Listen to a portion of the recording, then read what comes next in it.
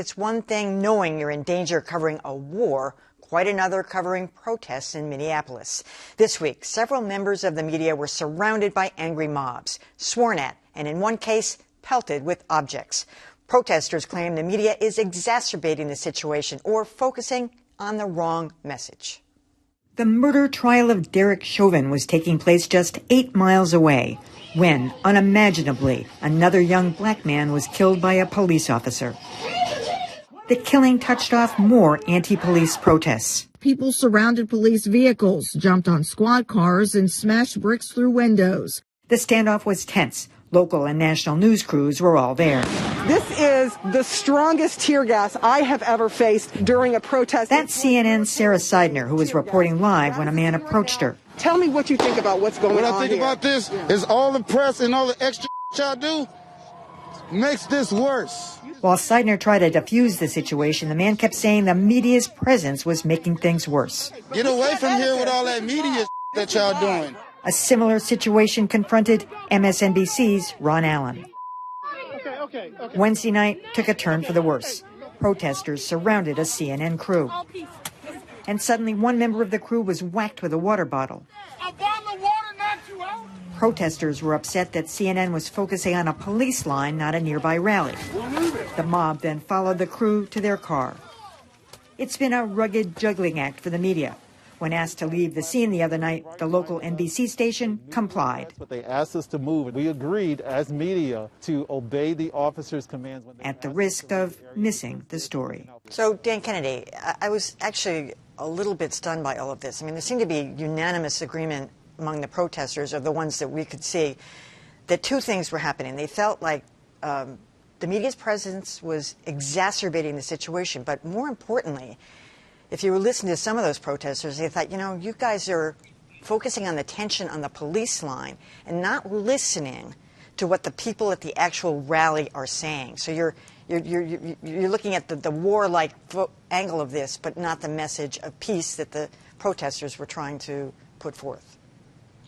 These are some pretty chaotic situations that we're looking at. I think kudos go especially to Sarah Seidner because she really stuck with that protester for a long time and really let him give voice to his frustration with the media. And I think he had an important message, and I'm glad people had a chance to see it.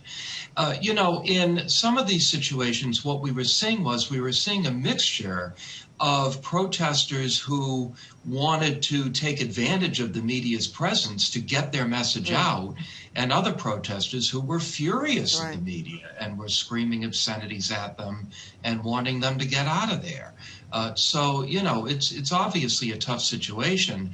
And, you know, finally, let's not lose sight of the fact that the authorities haven't been wanting a lot of media access either. And there was one key news conference where the national press was let in, and the local press, which, they were kicked out.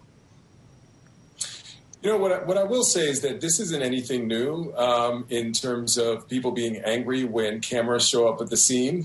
I remember there was an event I was covering at my very first job in television back in Chattanooga, Tennessee, where someone was giving me the one finger salute behind my live shot. Another time when I was working at King TV in Seattle, I was attacked by someone. It knocked us off the air.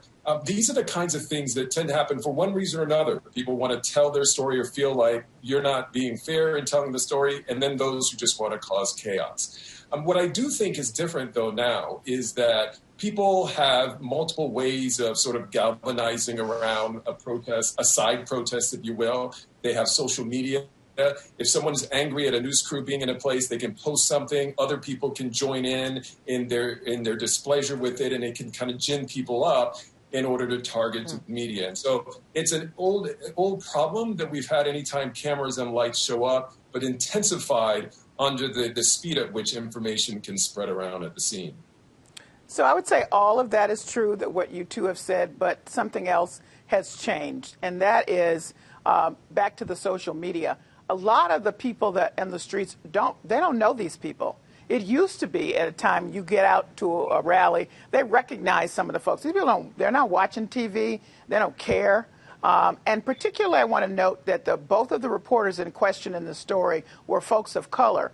That would give you sometimes an edge in that situation, which I also want to commend Ron Allen and Sarah, because they were able to keep their cool and figure out how to respond in that moment.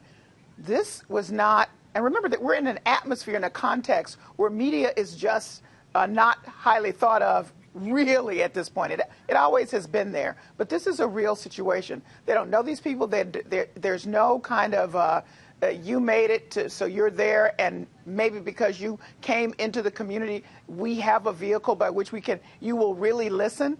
So everything else you said is true, and we have the situation where people are angry, and they don't care who you are. You're not telling the story right. Yeah, look, these demonstrations are newsworthy, and they require coverage. The question is how? In what way exactly? When you look at the cable nets who are going on sometimes hour after hour, I think that we haven't seen this in Minnesota, but I think back to some of the marches in Ferguson where they were flying in the anchors to broadcast while they were marching with them.